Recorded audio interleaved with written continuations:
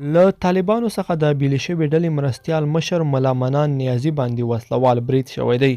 دا چې ملا منان نیازي وضعیت به اوس څنګه دی، دغه برید چیرته پرې شوی دی، په دغه ویډیو کې را سره وګورئ او چینل سبسکرایب کړئ. لیدونکو السلام علیکم، ستړي مشئ.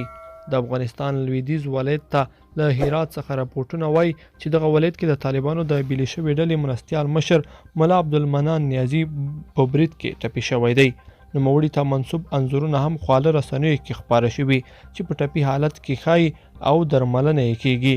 لا هم دې ډلې په دې هکله هیڅ څه نه دي ویلي، خو د هرات والي وحید قتالي وایي ملا عبدالمنان نیازی بیګا په برید کې ټپي او 3 ملګري یې وژل شوي دي. نوموړی دا هم وایي چې ملا منان نیازی اوس درملنه کیږي، خو دا نه وایي چې کوم ځای یې درملنه روانه ده. تر دې مخکې یوې امنیتي سرچینې بي بي سي ته وویل پر ښاغلي ملا منان نیازي د هرات په ګذره ولسوالۍ کې برید شوی او له 2 نورو ملګرو سره ټپي شوی دی، خو دا سرچینه او د هرات والي د دې برید په هکله نور معلومات نه ورکوي. کومې ډلې یا کس پر ملا منان نیازي د برید مسؤلیت نه دی منلی. د ملا عمر په مشرۍ د طالبانو او ساریدو سره ملا عبدالمنان نیازي د دې ډلې ویاند او وروسته په هرات او بلخ کې والي پاتې شوی دی.